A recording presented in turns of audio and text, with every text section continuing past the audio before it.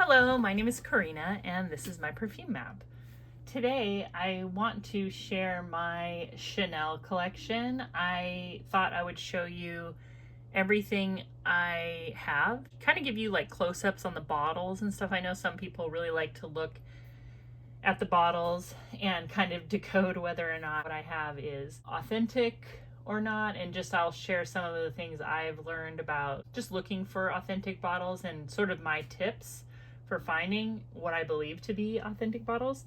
And then I was going to show you some things in my collection that I think are similar to my Chanel perfumes or alternatives. This isn't an exhaustive list of alternatives. They're just the ones that like I personally have picked up and gone, oh yeah, this is kind of along those lines. So yeah, we'll talk about that today. And then I'll also just address that like I haven't been making as many videos, and you know what? I'm slowing down.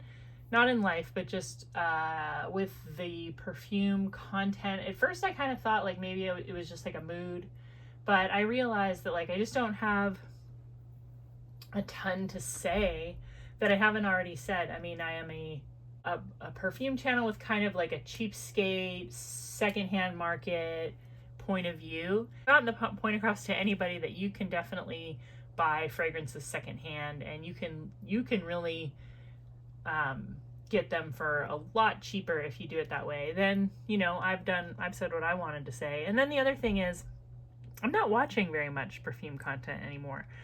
And I still wear fragrance every day, but I think that my channel is a reflection of how much content I'm taking in. It just seems to be the way. Like the more I watch, the more I want to put in my 2 cents. And I just am not watching very much. I don't know what it is. It could just be a phase. It could just be that other things are taking up my time. But yeah, I just wanted to say like, yeah, you're right. I haven't been making very many videos. But anyway, my Chanel perfume collection. The first thing I want to show you is Chanel No. 5. I thought we'll start out with a bottle that I bought at Sephora. And I bought this, I think it was my 48th birthday. Or 48th, 49th, something, probably 49th. I did not shop for my 50th birthday, and then I did not buy perfume on my 51st birthday, but this definitely was a birthday present from my husband, and I love it. I have been wearing Chanel No. 5 since I was 13 years old. I am very, very familiar with this scent. It's a very empowering perfume. To me, I realized when wearing it the other day that this is a perfume that I wear when I am aspiring to be more, or I am aspiring, even just like if I don't have that in me, it helps me feel like I am being perceived in a certain way that's very like somebody who is to be taken seriously. I like to wear Chanel No. 5 like a single spray, honestly a single spray, when I have to do things like talk to doctors or talk to anybody about anything financial. I just feel like it's a very empowering perfume. I also wore Chanel No. 5 the very first time I ever went on a date when I was a teenager. It's just been that perfume for me my whole life. And there's going to be a lot of talk about, you know, this was good, the reformulation isn't. Let me tell you something. This Chanel No. 5 EDT from Sephora smells like what I always remember Chanel No. 5 smelling like. There might be differences in the oak moss or the vanilla or something like that, but Chanel is an important perfume house, and it means something to me because they still grow flowers for their perfume.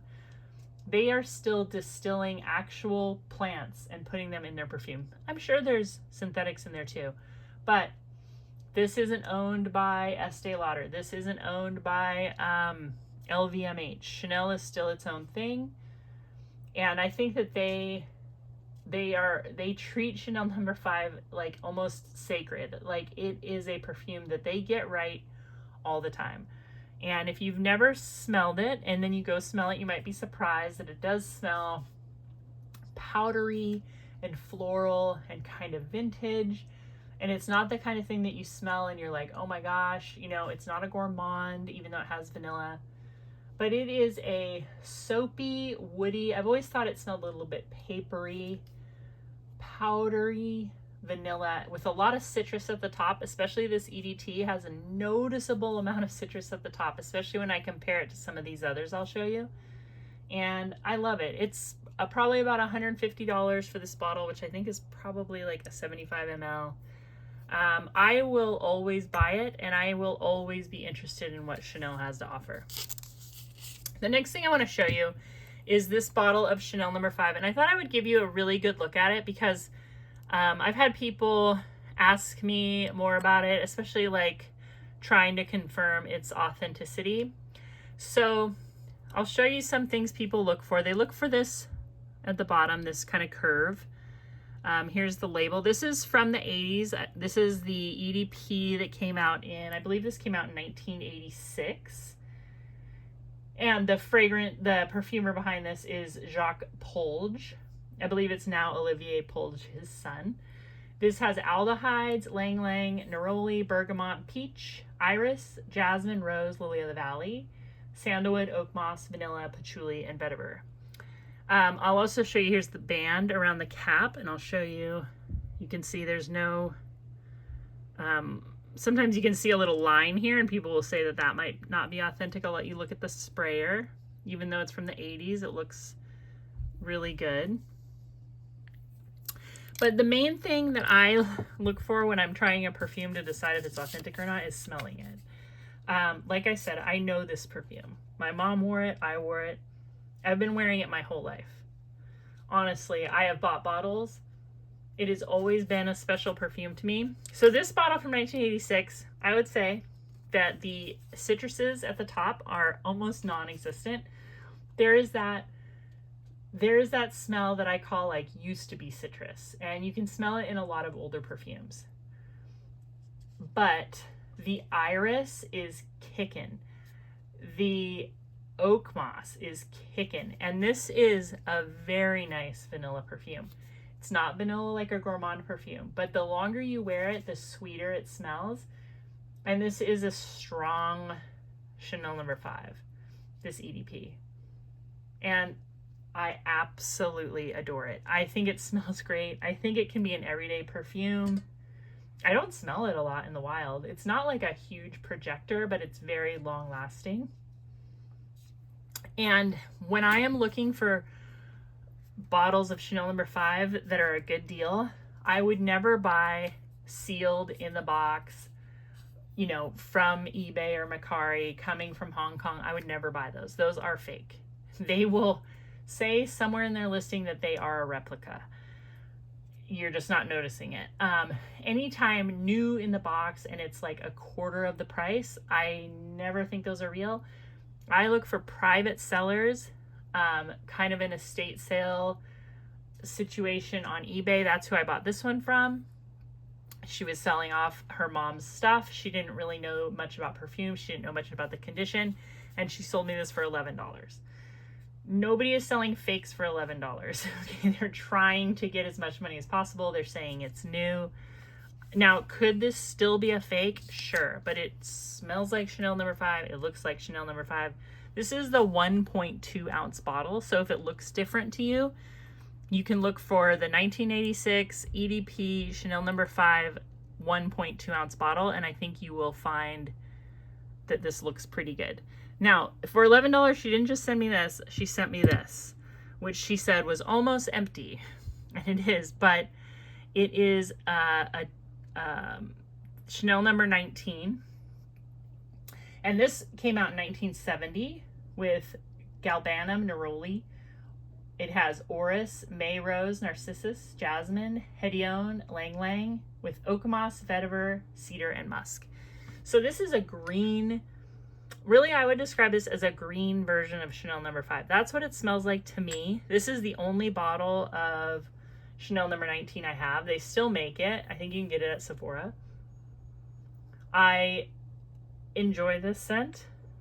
It is much brighter than Chanel No. 5. Like I said, in a lot of Chanel perfumes, even some of the new ones, they all dry down to smell like Chanel No. 5 to me. And this one is no different. The dry down, the base notes are really similar to Chanel No. 5. I'll let you look at the bottle again. The curve. This cap, I don't know what this is called, this knot that they do, but there might have been like a little seal on here before. And people like to see the stopper and the back of the label. And I don't really want to tip this over to show you the bottom because it says Chanel and it's in the, I can feel it. It's like, I can feel it in the glass. Chanel. Yeah, so that's that. And what else? Oh, this is a Chanel cologne refill, I believe. And I think it had a sticker here that was removed. And this one came in a giant box on eBay. I picked this up a long time ago. I'll show you the cap. And of everything I have, this is the least potent. I'm going to pour some out actually into my hand and kind of rub it together and see. Oh, there is a little label on here. You can see that. What does it say? It says Chanel, New York, 2 fluid ounces.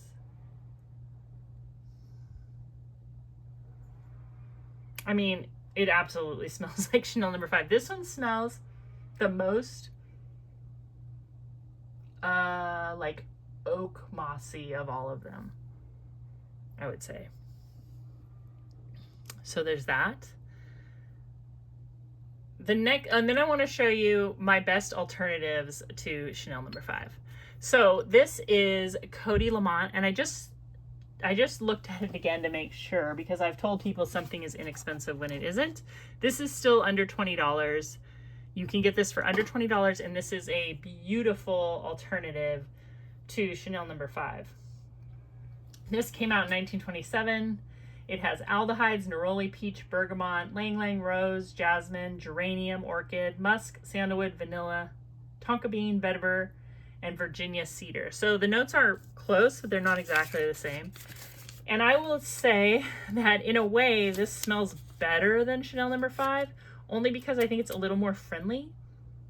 It's more like a powdery vanilla. It's a very long-lasting powdery vanilla.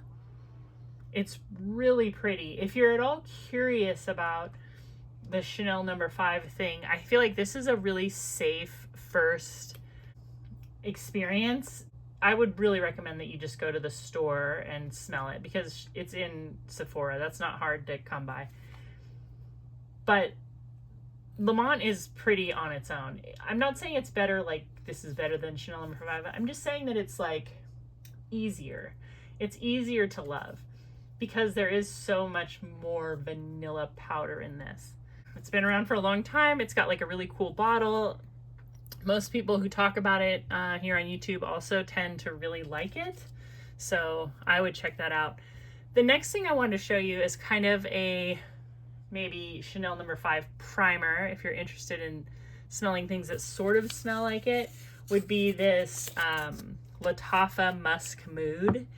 And this is very powdery and musky.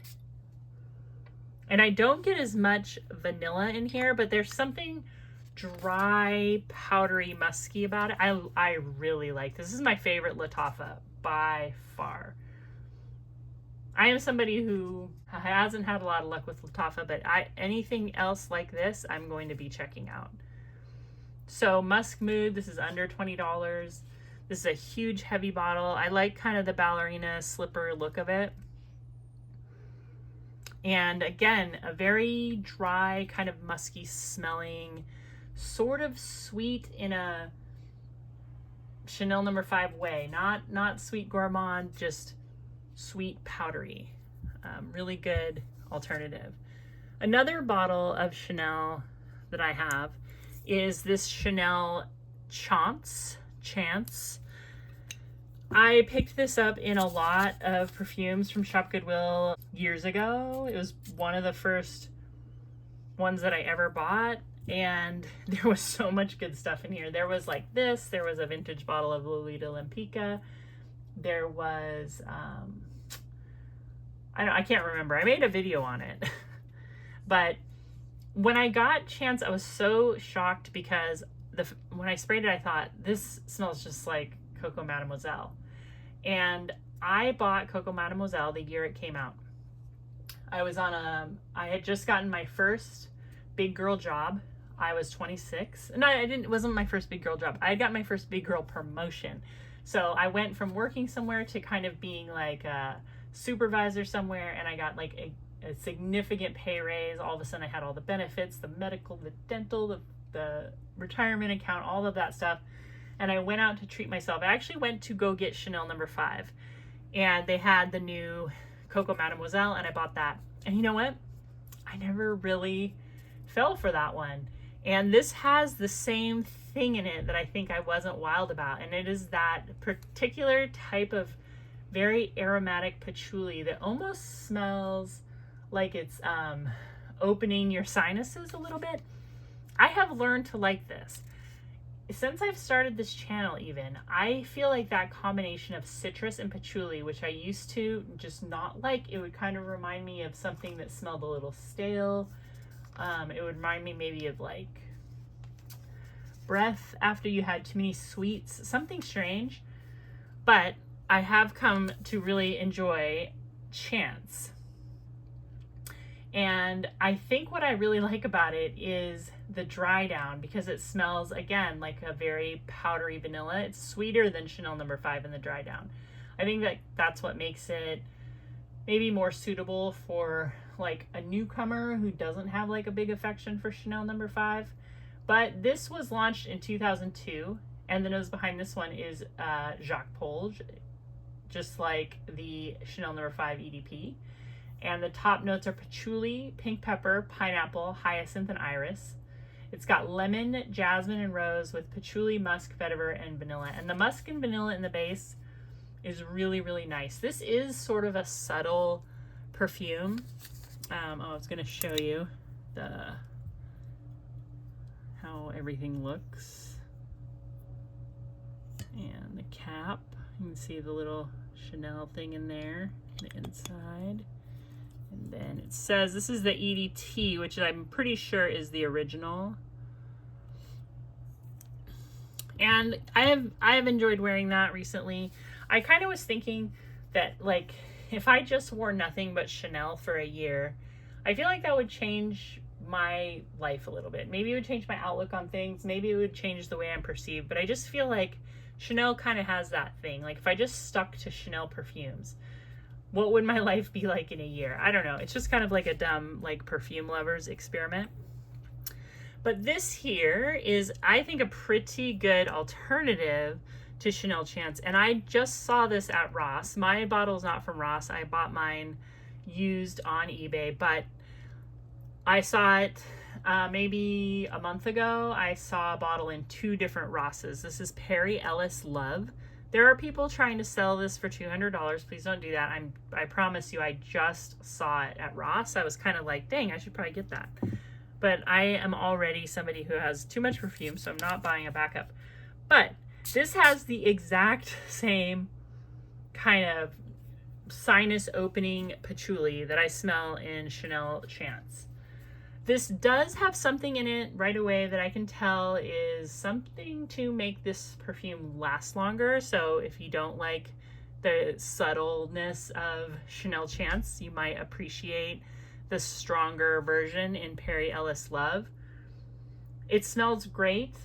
The differences, this has citrus and pepper. It has rose, frangipani, and water lily.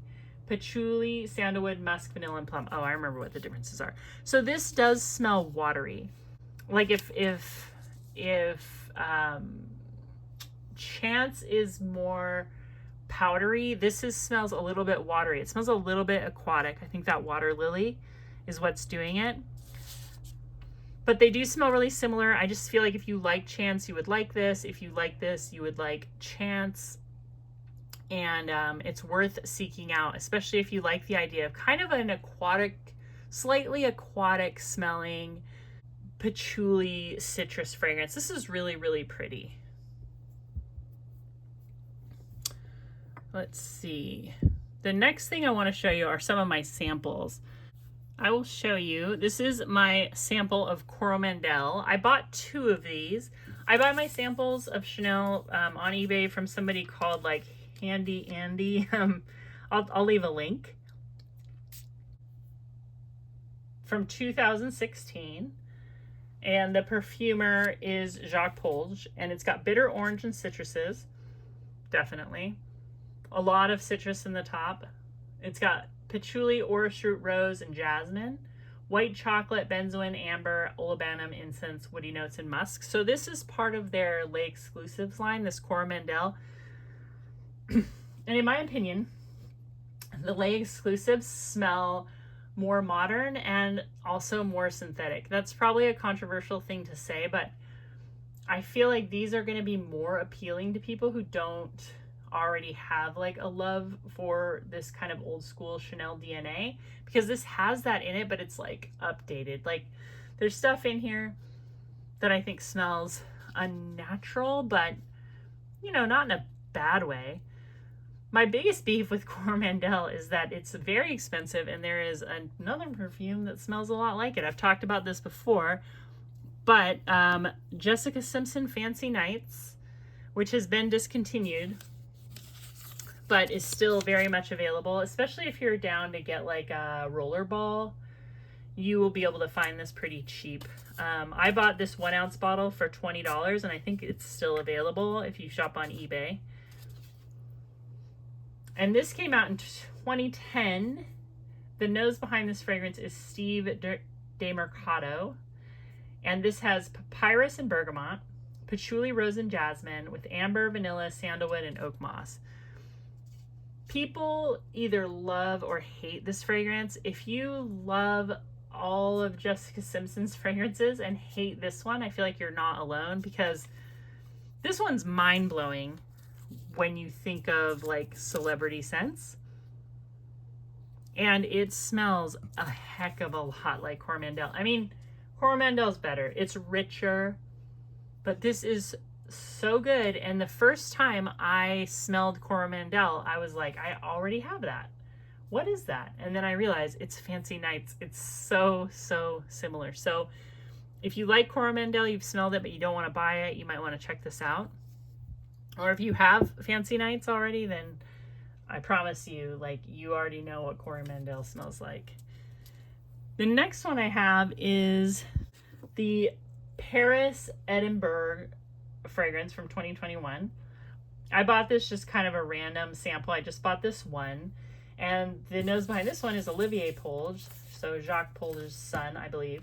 And this has cypress and juniper berries, lavender, cedar, and vetiver with musk and vanilla. And I haven't worn this in a while, but I remember this is very masculine to me. The cypress, the juniper berries, the lavender.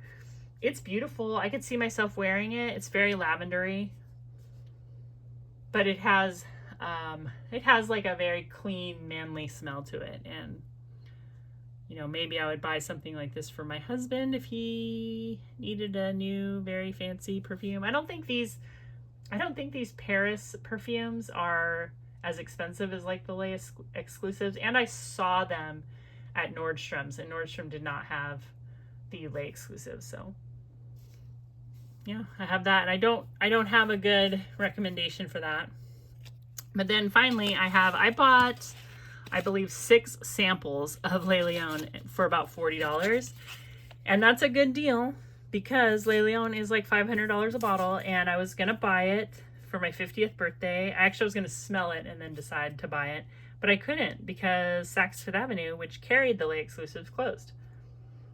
But I'm really glad I didn't, because I still have most of my samples, and it's not because I don't love it. I do. This is a really great labdanum fragrance. It really has a lot of labdanum and vanilla. That's mostly what I smell. There's also amber, bergamot and lemon, Madagascar vanilla, musk, and sandalwood. It has kind of that incensey, like deep incensey with like a sweetness. This does dry down to smell like Chanel No. 5 to me. In the deep dry down, it smells exactly like Chanel No. 5. It has like that same Chanel DNA. I think Le Lion is fantastic. I would love to find a bottle really cheap. I would be ecstatic, but I don't think I'm gonna buy it. I still have like 3 full samples, and this is a vintage bottle of Shalimar Cologne. You can look at the bottom. A lot of people have asked me about this bottle. This came originally as part of a set. There was this bottle, there was a small bottle, like a travel perfume, a body lotion, and a shower gel. I bought it from somebody who was selling off Mom's collection. I paid $18 for it.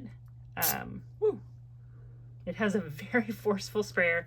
But the reason why I'm showing you this is a very close relative, in my opinion, to Le Lion. Particularly this cologne spray.